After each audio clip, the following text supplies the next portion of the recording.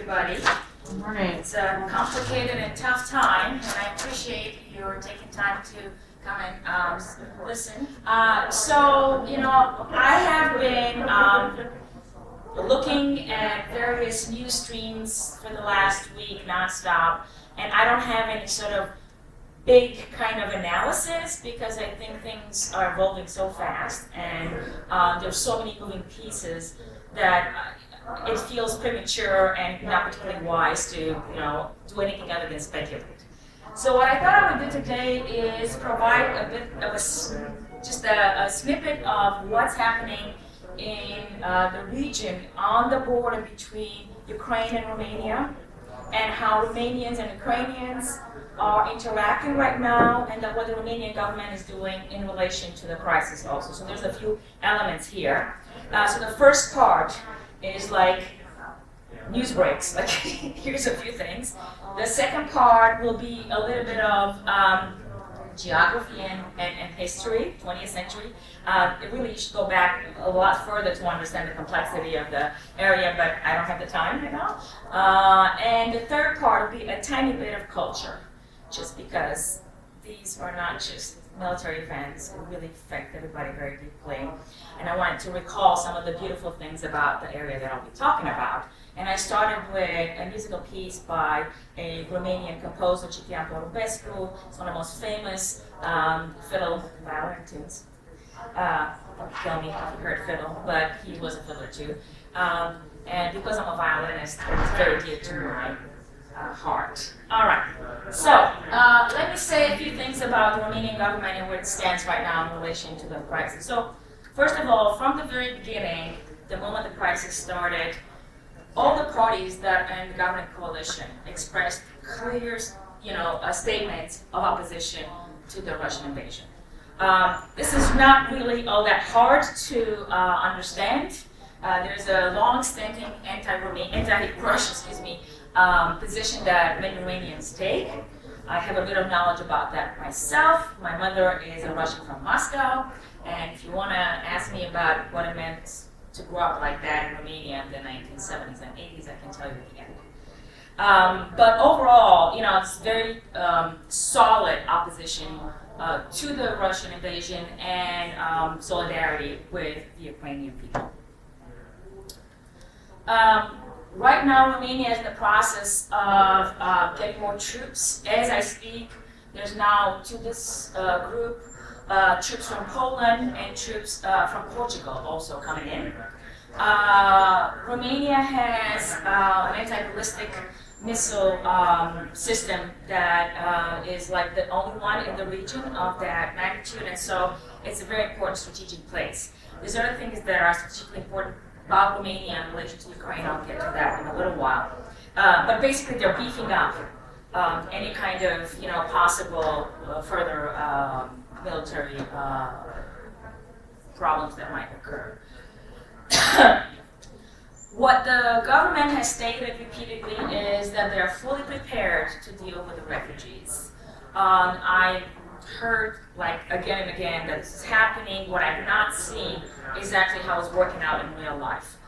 There's a couple of places in Suceava and Iași, I'll show you further down, that are close to the Bucur border, and most people are going and staying with family, friends, even strangers. A few camps have been set up. They seem to be okay, but they're not very large. There's not a lot of people in them for now. As I said, this is a kind of a very much expected position of the Romanian population and government. The minority of Russians in Romania is under 25,000 of those that are declared Russians, and they call themselves Lipoveni.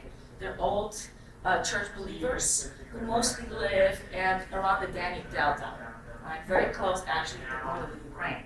And of course the Black Sea as well. All right, so some of the things that I'm sure you've seen is that the European Parliament has overwhelmingly voted to go ahead and consider Ukrainian membership in the EU, so as a candidate member. Romania was at the forefront. I'm putting up here Iohannis, this is the Romanian president's tweet from the 28th, and then March 1st, saying that they fully support integration, and mark this, of Ukraine as well as the Republic of Moldova and Georgia. So basically, now that they've approved Ukraine, they voted for Ukraine, this is seen as a natural next step. It's very important because what I'm seeing here is a kind of rallying of the regional leaderships together as a bloc, which has not happened in like a long time, right? Poland and Hungary have kind of distanced themselves from other East European, EU, NATO members. That's changing. Like it has changed the last week. The Romanian president called up, so Ursula von der Leyen was in Bucharest yesterday and went to the border and to the Republic of Moldova. Iohannis has been on the phone, like here, talking to her and to NATO members to try to ensure that basically the Republic of Moldova is protected, and especially with regard to access to gas and to other kind of resources, logistical resources that they need. The Republic of Moldova has a very large Russian presence. There's also the Transnistrian Republic, the breakaway republic next to it. So they're in very tense relations with Moscow, and they have been very careful to, on the one hand, stand with the Ukrainians 100%. They've received a lot of refugees. But at the same time, they know that any kind of move that moves beyond kind of humanitarian refugee assistance could get them cut off. And it's really cold, folks. I don't know if you're looking at the weather in Kiev. It's very cold.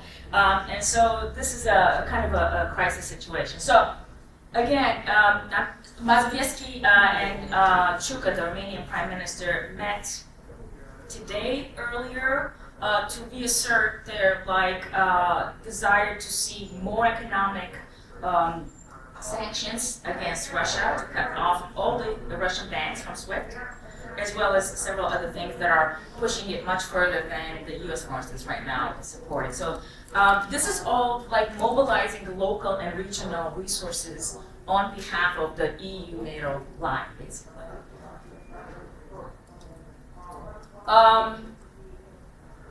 So, one of the things that Romania is having to deal with is some of the largest corporations in Romania are either controlled or co-owned by the Russian oligarchs that now are on the, pardon my French, shit list that the West has put together. So these folks are kind of trying to negotiate to kind of stay alive economically in terms of economic interest via Romania, because of course we haven't cut off the gas and oil part, right? So that would be the sanction that would really change the game, but we haven't done that. So this is a huge presence, right? If you go to Romania in any large city, one of the nicest places to go and get your gas and also some really yummy things to eat is Lukoil. Like most of my friends have gone to Lukoil because of that. Okay, just around Bucharest, this is how many there are. So imagine all this drying up. Imagine all this gone. It's going to affect, it's just an example, right? Access to gas and price of gas, like immediately. There's also a lot of employees that work in these operations who will be affected immediately by any further sanctions. So I'm just putting this out there as kind of things to watch out for because they are about to, start happening, I think, very soon. Also, I'm talking. I'm going to stop right now and I'm going to ask if you have any questions because I'm sure there's a lot going on. Yes. Maybe you might, first off, thank you so much for talking about this. I think, it's been on a lot of folks' minds. I'm sorry, my name is Sasha Watson, pronoun she, hers. I'm the diversity inclusion coordinator for the Eskenazi School and the Jacob School of Music. Super. Thank you for being here. Yeah, of course. And so I think something that I've been monitoring in addition, it's such a nuanced and complicated crisis that has a lot of layers. And you mentioned the Romanian government has made a stance of welcoming refugees, but a crisis that has emerged in a lot of borders is Africans being denied entry I am on Twitter because oftentimes, like, yes, it can be a jungle, but it can also be a really good place for information or like people on the ground. Right. And some of the video that I've seen of the racism and anti-blackness is really stirring. And so, has Romania made any stances on that that you know of? I know all of this is developing incredibly rapidly. Yeah. But I'm just thinking about it's definitely important that folks are welcoming refugees, but knowing that they're right, knowing that Right. it's layered and people are telling people as they're all fighting to get on trains, like you're not important, right?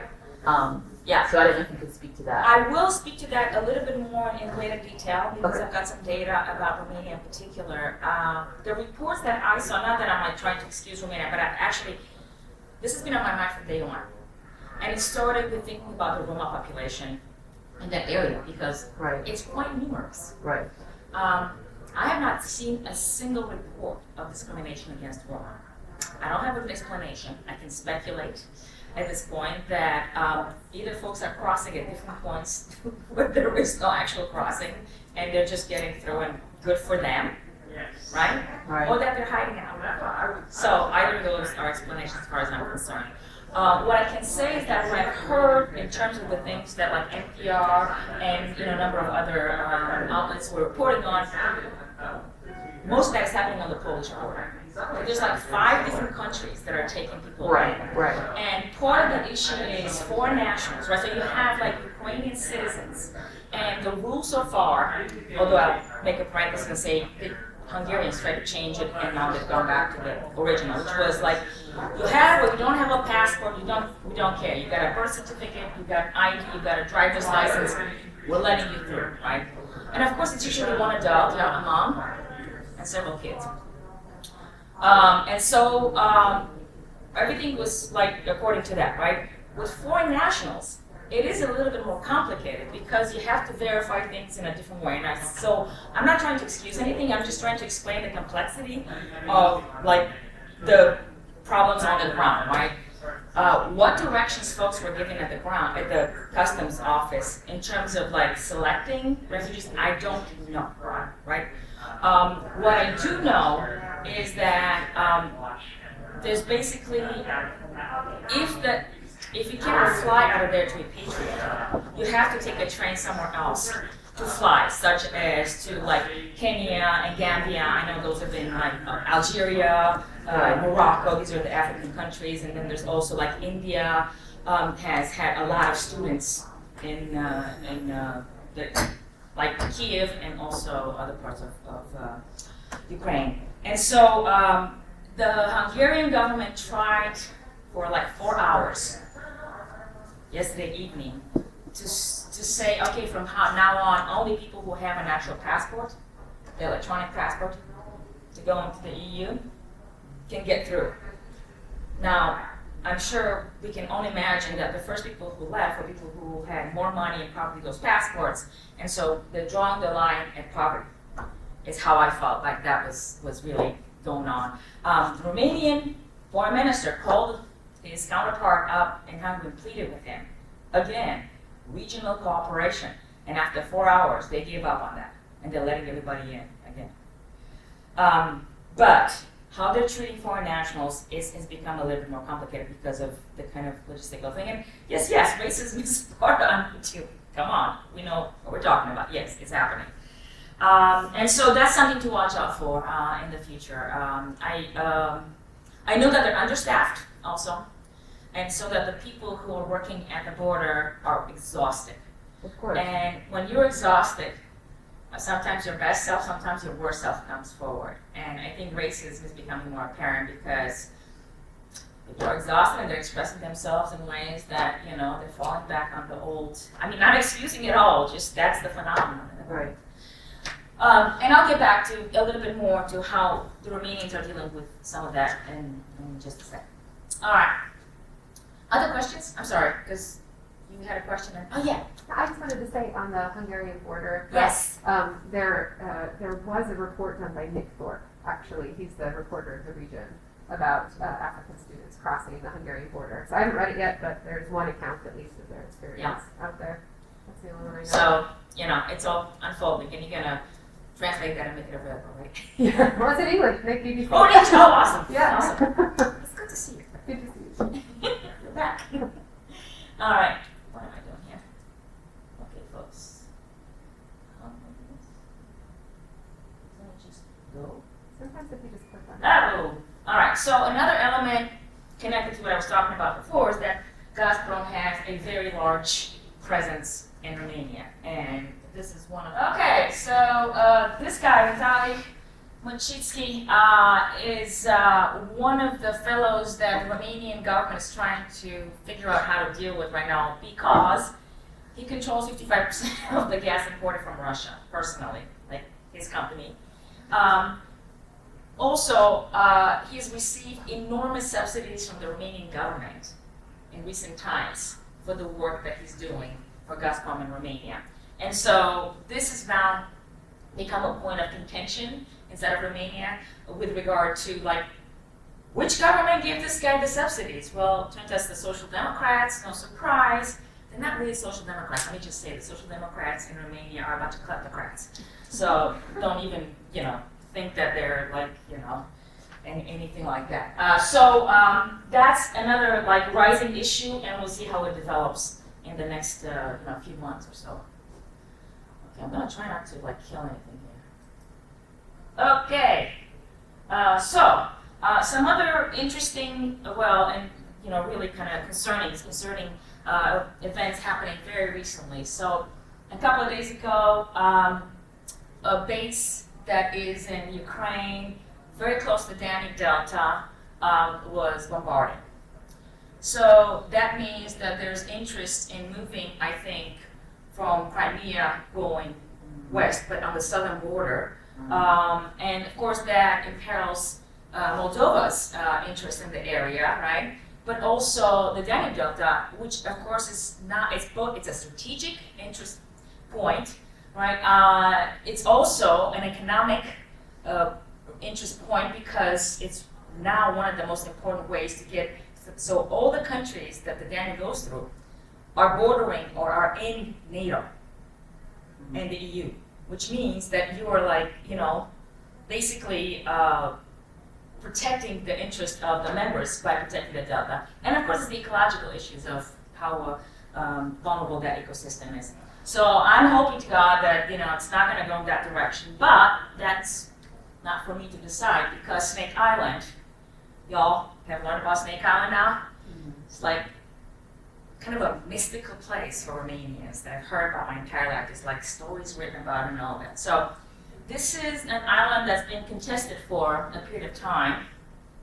And after World War II, it was under Romanian control before World War II, and then the Soviets awarded it to Ukraine. This is the Delta, right? So it's right here. By the way, where this is kind of where that bombing took place. In 2009, Romania and Ukraine went to The Hague for arbitration, and they agreed with the result. The terrain was awarded to Ukraine, and you saw what happened with the Ukrainian bases. Hopefully those folks are alive. What's around it was awarded this way to the two countries. This is a plateau that has a lot of potential resource for oil. So people are interested in what's around it more than what's on the island. It doesn't have any water supply, so it's it's just a strategic point, basically.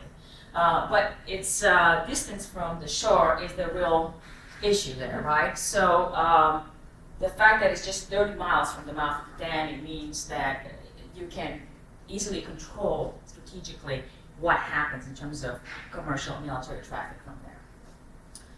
So that's to be, I think, watched for in the future, because if the Russians have control and things go different directions, who knows what's going to happen with this particular piece of rock here. All right, so let's talk a little bit more about the refugee crisis. So at this point, I've been scouring the internet for actual figures for today, but this is the best I can do. It's about 120,000 persons from Ukraine have gone through Romania at this point, out of the million, right? That's the total at this juncture. fraction of them are still on Romania's territories. And of them, 18,000 are minors. And that's kind of one of the particularities of this refugee crisis, that it's so heavily tilted towards children who obviously, cannot take care of themselves, need support, and the people that are going with them, mostly their mothers, themselves are in a very precarious situation. Only 476 are right now in those government centers I was talking about. That they're basically big tents set up with beds, with heating, with some access to electricity, and with food provided with the canteens around the camps. And of those that have stayed, 1,000 have requested asylum. I'm not sure kind of how that breaks down. I think it's just mothers with children, but why they're wanting to ask for asylum is not clear to me. So the vast majority of these individuals are transiting to country of citizenship, so I'm talking about the foreign nationals here, family, friends, connections to Western and Southern Europe. The destinations I've heard about primarily are Italy, Spain, Germany, and Austria, right? I've also heard of people want to go to Egypt, but this is like a situation where somebody in the family is working there, has a contract, and so they can bring the rest of the family. So that's also the case. It's interesting, the dynamic of the refugees. I have to I'm still trying to figure out what's going on, and I don't have a good explanation. And if you have any thoughts about it, I'd love to hear it, actually, because we're all wrapping our heads around why are so many of them going to Poland? My first thought was it's really, really, really cold. And if you're gonna be walking for 30 miles in that cold, little children, you gotta have a very good reason that you want to go there, right? Obviously, desperation is, a big part of how people are making decisions. But they decide to go that way as opposed to a different direction. What about infrastructure? I mean, consider How large are the roads? I mean, Yeah. Poland probably makes more sense, and I mean, the region that borders Ukraine, that's the Carpathians right there. You don't want to go there. No, yeah. So one of the big issues with Romania is that there's actually 3 crossings from the north from Ukraine. I've been to all 3. They're tiny roads. They're called European roads, but they're anything you see in Monroe County and nothing bigger than that. You know what I'm saying? With trucks and thousands and thousands of people in line. So yes, it is some of its logistics. Yeah. Yeah, also, again, just like my 2 cents on this, but considering the way information travels between different populations and different groups in real time, it could simply be kind of following a switchback model of, right now it's open to go here. Yeah. And then someone forwards an Instagram post on someone's stories that said, I need someone to repost this information as much as you possibly can, as quickly as you possibly can, saying that the roads to Poland are open, but the roads to X destination, for whatever reason, whether or not it's verified if it's true or not, are now closed. So then everyone starts flooding to Poland, for example, etc. And a lot of this information, for example, there were Starlink modules delivered to the territory of Ukraine to provide internet access and everything. But for a lot of time, there are brownouts, there are blackouts of internet. There's a lot of information goes back into, not to sound like I'm antiquating word of mouth, but a lot of it also says we heard that a bunch of groups of refugee people were leaving to safety and they're going north, and everybody heard north. Poland. Yeah. So. I was going north. No, sorry, not north. Because they're Not so much Belarus and Russia. Yeah. No, so I think some of it is exactly what you're saying. It's also the West. The West still has an allure in the way that I grew up with as well in Romania. So it's of course you go somewhere in the West, right? Can I ask? Yeah. Are you surprised that people are going to Europe, or are you surprised that they're going particularly to Poland? I'm surprised they're going so much into Poland and not so much in the other directions. Yes. But Poland is not the only country on the border. But they're just in general going to European countries because Oh, yeah. it says they don't have any other choice. Yeah. And most people who go there to, let's say, Polish border, they're coming from big cities, Kiev, for example. Of course, that's the easiest way because Right. you have to It's a take the direct. train, and the train goes either to Lviv or to one of the Kiev, and those cities have border with Poland. Exactly. Of Yeah. course, all of the Kiev's population, which is huge, is fleeing into that direction. It's harder for them to Makes reach sense. each other. Yeah. And also even one from Eastern cities as well. Absolutely. So people there. and also people have a lot of relatives working in Poland. So a lot I of think that's a foreign- big part of it and too. also a lot of these men, if they're men, are going actually back. So I think that the last time I checked news was around 80,000 men already crossed the border with Poland to go back to Yeah. Ukraine to join the territorial defense forces. So it's evolving, and who knows what's going to happen in the next, few weeks or so. All right.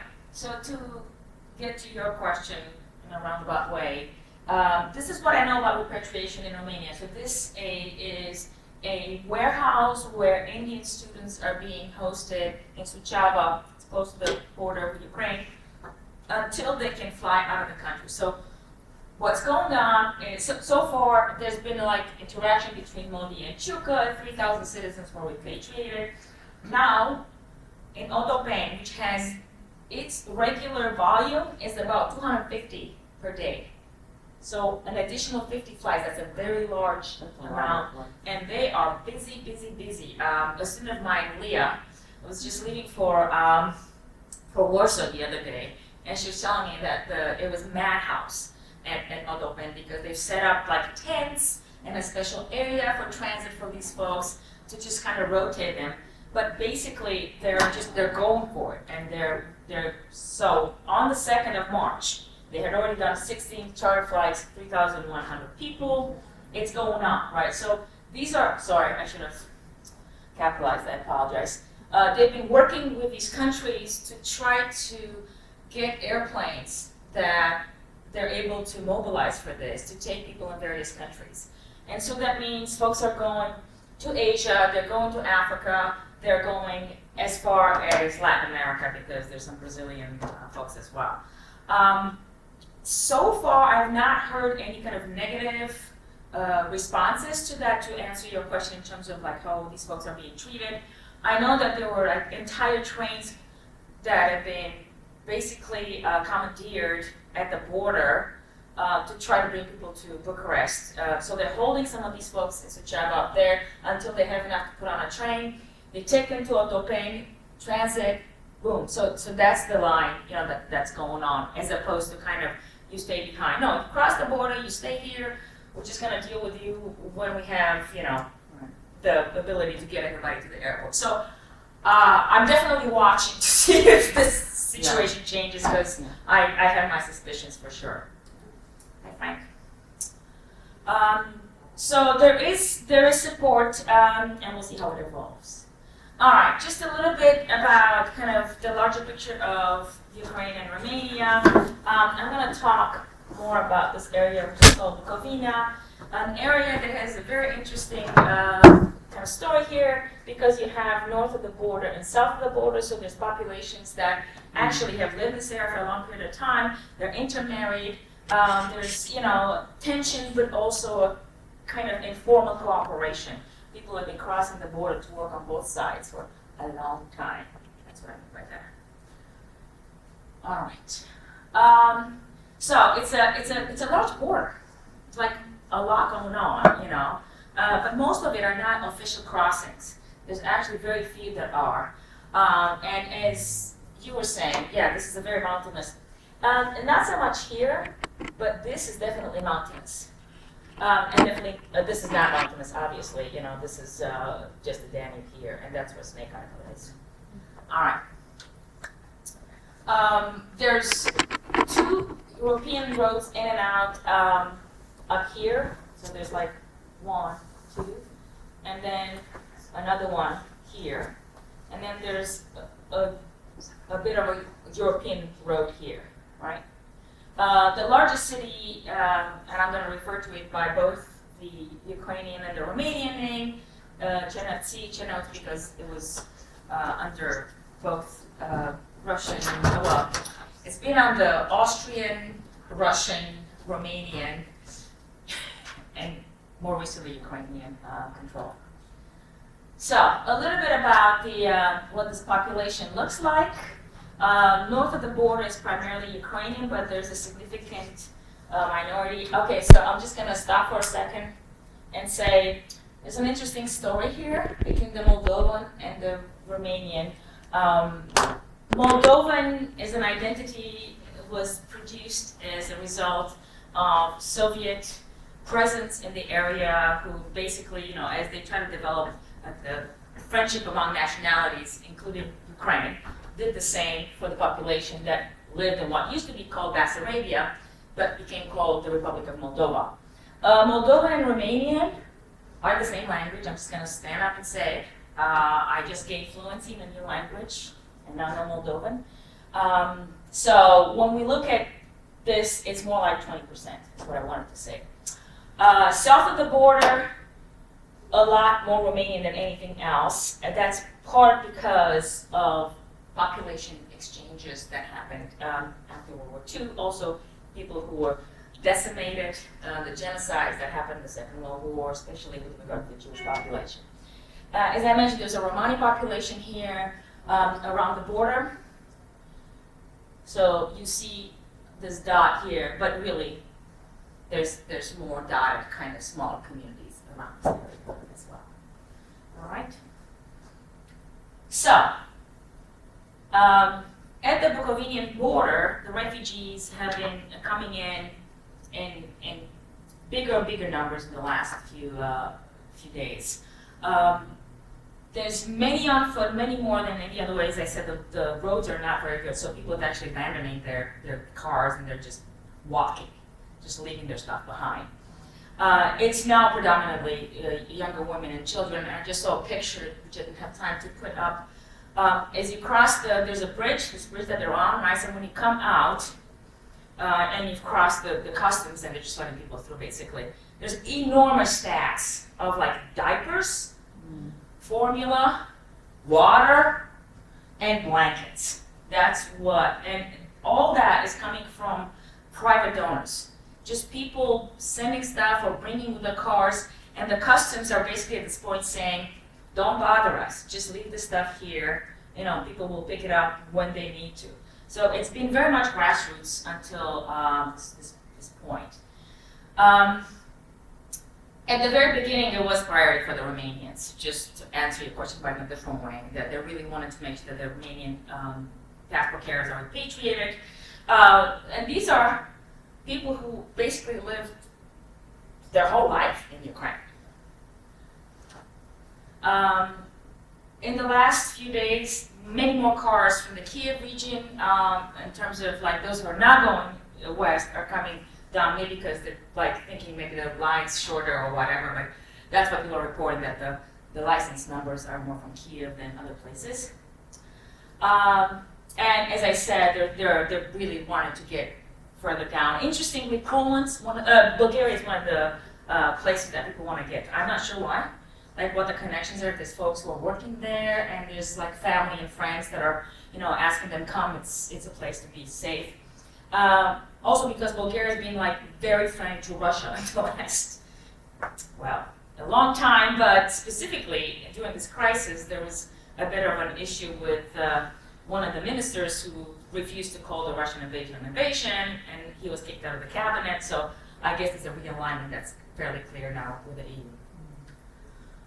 All right. Some interesting thing, there's like commercial transport trucks who are trying to get through to Romania started to complain to the Romanian government about the fact that they're not being allowed to get through because there's all these people, right? And of course, people come before cars, I hope now and forever. But this is becoming a tension. They were basically instructed to go around the northern border through Belarus on the 28th of February to get to Romania, which, like, if you think about gas and the cost of all that, it's kind of insane, right? You might as well get rid of your stuff and be done. But that's one of the emerging points of tension. As I said before, like, I'm not sure how well prepared the Romanians are to actually deal with this crisis. What I've seen is small measures. The border controls seem to be friendly overall. I haven't heard of any real bad situations, but it's evolving. Lots of social media offers of people to help everywhere in Romania. It's kind of wild. It's all over the place. And what I'm feeling is like at this point, it's also turning a little bit predatory.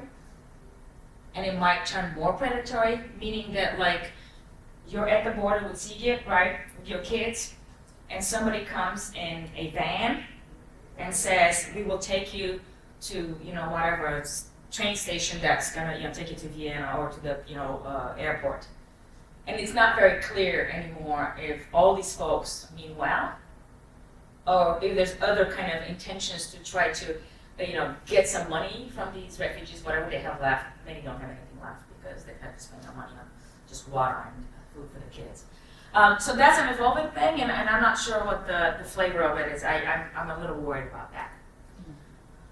All right, so there are some tensions between the Romanians and the Ukrainians, which many of which are not like surface right now, but they're longer term tensions that I wanted to also draw your attention to.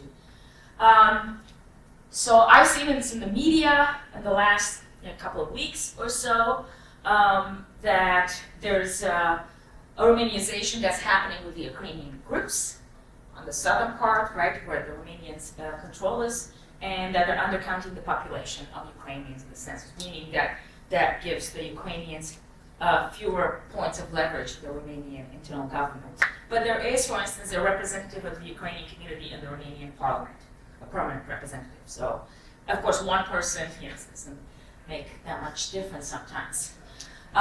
North of the border, there's tension since 2017 from the Romanian community living there. People who have lived there their whole lives, then they're closing down schools. So it's kind of like similar accusations on both sides of the border that have to do with the anxiety that both of these countries have about the use of language. Is something that is, the same thing as having a particular loyalty to that government, right? In the case of the Ukrainians, I would say it's the issue, of course, are the Russians, not the Romanians. The Romanians are the third largest population ethnic group in Ukraine, but they're small. They're under 500,000. It's really the Russian ethnics that the Ukrainians are concerned about when it comes to language policy. In the case of Romania, their big anxiety are not the Ukrainians. It's who, Jessica? Oh, the Hungarians? The Hungarians, of course. Sorry, quizzing the test. In Genesee, there's a couple of Romanian outlets, online publications, print publications. They're becoming more anxious because of the way in which they're now being asked to produce all the content also in Ukrainian, which diminishes their ability to produce more because it costs more to produce the same amount of content. So that's part of what's creating that tension. At the same time, there's a Romanian Ukrainian battalion that's active, and they've been like posting that they're like 100% on code. So that's the other side of some of these tensions.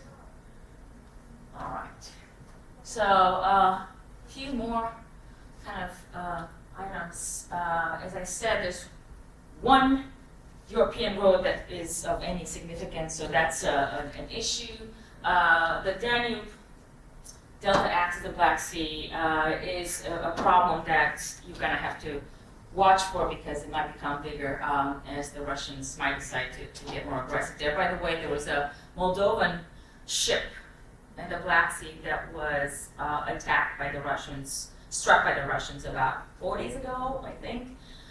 There's also a Bangladeshi ship that was bombed yesterday by the Russians. So they are, engaging in acts of aggression that are unprovoked and that are forcing folks to, maybe take action at some point. I'm not sure what's going to happen in the future with that. As I mentioned, there is a larger minority here in the region. All right.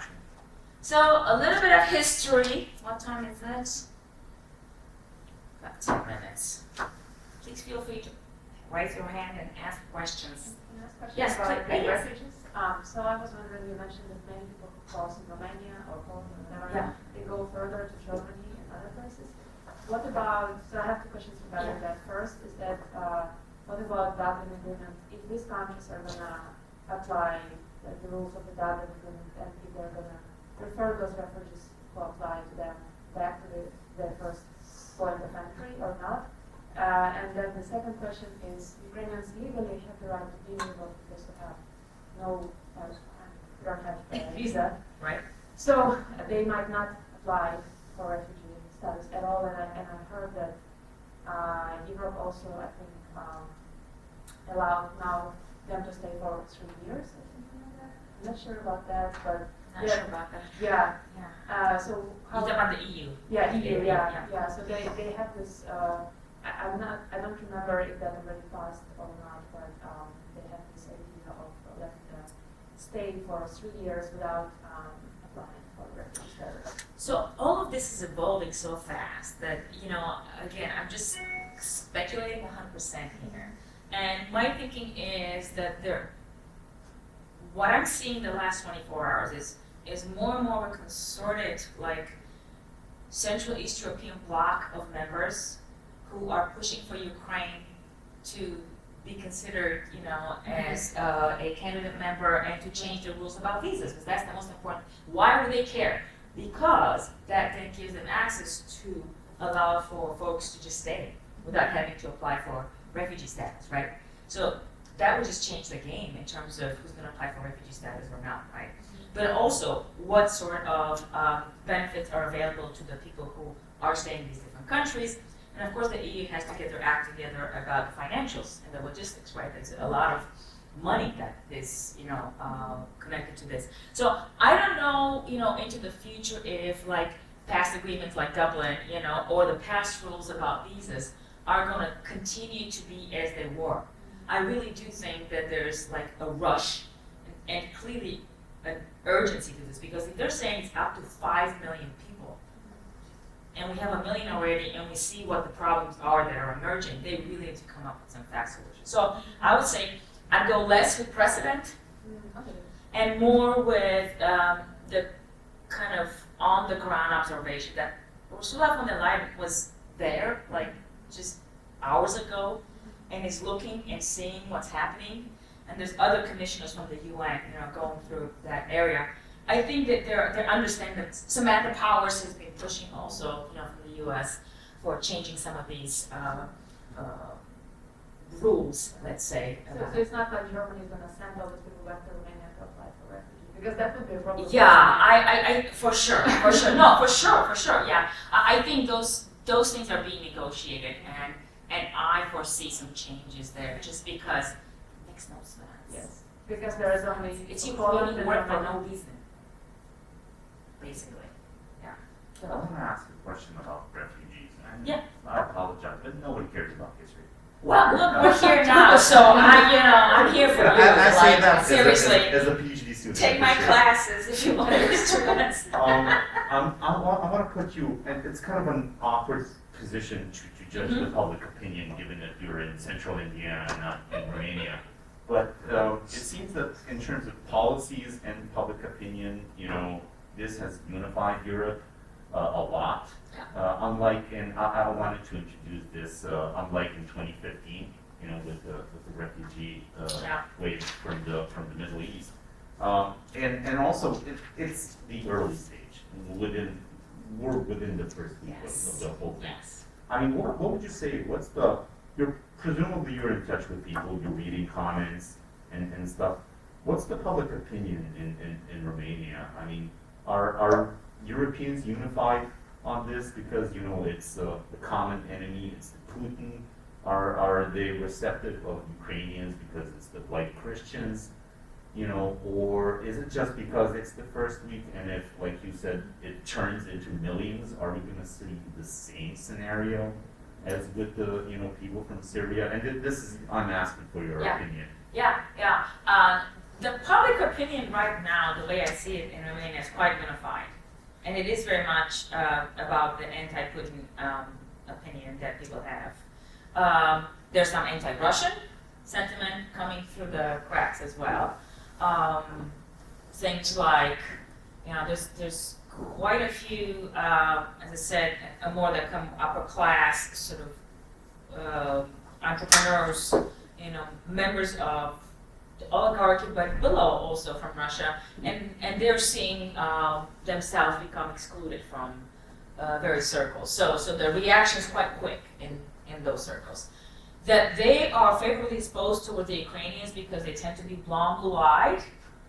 I can only speculate that I think that's the case, and that the doors would not be as widely open if they look like a bunch of Roma. Okay, I'm fairly sure of that, having lived in Romania for a good period of time. But I also think that the stress of the numbers is going to really generate different reactions, starting like now. Because it's easy to be friendly and to be welcoming the first 2 weeks.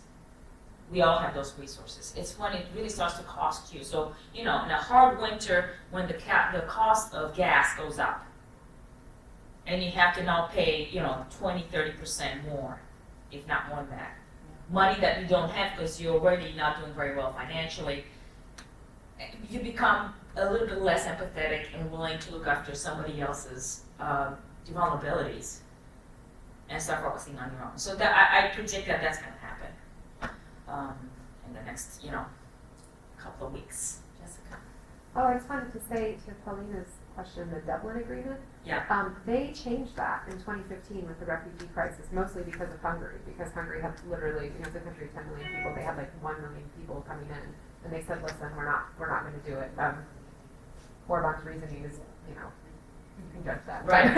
Right. But it was a problem, and they did change the Dublin Agreement. Mm-hmm. So I don't know if it's been permanently changed in times of crises. It may be. Hungary, for its part, has been very welcoming to refugees because because there are a lot of ethnic Hungarians in Ukraine who are coming back.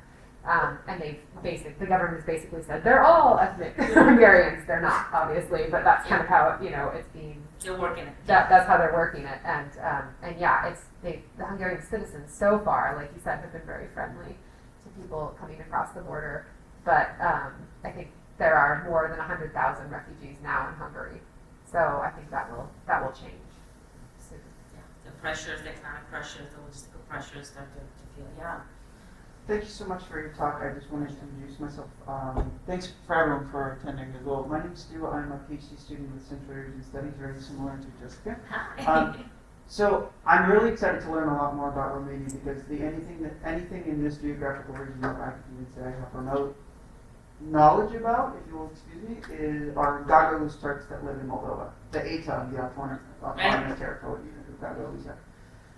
Given Romanian relations with Moldova and Gagauz Turk relations with Moldova and Transnistria, etc., I wanted to ask your opinion, if you don't mind, because there were lots of times from like 1992 to 1994 where it almost looked like there was a direct paradigm where whatever Romania and Moldova did, the ETA almost voted against it almost out of principle. They voted to retain the Soviet Union, etc., etc., etc. So if you don't mind me asking your opinion on this, Romania's policy on accepting refugees and what's going on in terms of border crises, etc., do you think that could potentially exacerbate not only economic but maybe military ties between different ethno-national regions in what was considered historically Bessarabia?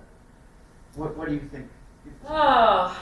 That's a loaded question. And I It is a apologize. loaded question, and I don't keep up with the kind of details of the military conflicts, day to day. But Maria Sandu, the new president of Moldova, has managed to kind of strike a balance that was not there before between the ultra-nationalist ethnic Romanians and the pro-Moscow Russian groups, where the Gagauz were kind of situating themselves within that polarized world, right? She's taken a different approach to like, on the one hand, understanding that you have to engage with the Russians because they're right there, and what other options do you have? But at the same time, to continue to push for European integration as like the one way in which the country can become secure in relation to Russian kind of interests in the area. And now, obviously, this is all, I think, proving her to be doing the right thing, right? And so that's why I pointed at the beginning towards Iohannis pushing for Georgia and Moldova, because it's like a big deal. I think there's a concerted effort to tie the three together and to talk about them as a package. right? If you don't if you don't want war to come back to Georgia and Moldova, you think about this as a package deal, right? And of course, that could have horrible implications in terms of Putin feeling like he's up against the wall, and a man who's unhinged up against the wall with nuclear weapons is not a good idea, right? So I'm also praying in my heart that like there's a way to give him an off ramp with this thing, right? In Moldova, I've not seen, like in the last week or so that we're talking about, right, any sort of polarization of the opinion. A lot of Ukrainians have gone to Moldova for reasons that are obvious. It's the only neighbor it has, other than Romania, and there's been, I mean, it's tension because of the number of people that are in Chisinau and other places, but at the same time, I have not seen anti-Gagauz, for instance, sort of sentiment being expressed, or a kind of racialization of the discourse about what's happening with the refugees, right? So I don't know. I mean, I think for now and again, back to what you were saying, like maybe in 2 weeks things will be different. Sure. And I sure hope we have another teach-in, at some later point, because right now there's a lot of positive feelings, cracks are not evident yet, so. I wanted to ask the question specifically because the motif of, there have been a lot of, unfortunately, very racist comments made by reporters who are trying to cover as best they can the war in Ukraine and the refugee crises along different borders with different nations, and they play the like, well, they're blonde, like blue-eyed Christian peoples, et cetera, and I immediately thought of Gagauz Turks. His first name might be Mikhail, and then their last name is Ahmadlı. Yeah. It produces such an interesting set of socio-political problems that people can talk about when they move through this concept of how you deal with, ethno-national sentiment when it comes to Right. refugees. Right. So thank you for fielding that question. That was extremely loaded, but thank you. Yeah, I believe me, I've been looking and I've been paying attention because I do care about these things. As Of course. That's if things are going to go completely south, it's going to be in part because of this sort of thinking and dividing the population and the sentiments. What time do we have? Is it like time for me to get out of here? 'Cause it's okay. Well, so if you wanted to. What I wanted to share with you in some fashion, let's see, how do I do this? I go like, close this. The history part, okay, whatever. But I wanted to remind you of Paul Celan, because there's somebody from Kovina that to me exemplifies the best of what that region was able to produce, is this fellow who was born to an Austrian Jewish family. Interestingly, in terms of kind of his prestige, he's considered one of the 3 greatest German language poets. Never lived in Germany. Lived most of his life in Paris. But he was a true poet and a believer that you write in your maternal language. And he continued to write in it his whole life. While in forced battalion, labor battalion, under the Romanian fascist regime, or after he moved to Paris in 1947. So if there's one person to remember and to look up at the end of this who represents the best that Kovina has to offer, it's Paul Celan, and his poem that he wrote about surviving the Holocaust and the guilt of survival. His mother died in the conflict, and his father died. Both of them did, but she died before he did.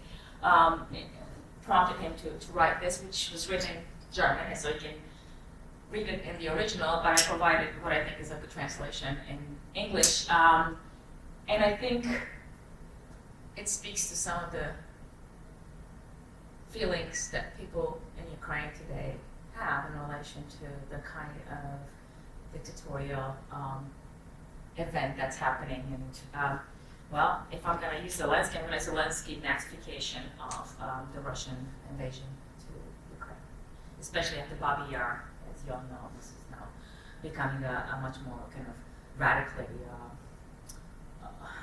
in terms of its symbolism, similar to the Nazi occupation during World War II. So, I'll leave you with this, and I'll stick around if people have questions. Thank you so much for coming and staying. I appreciate it.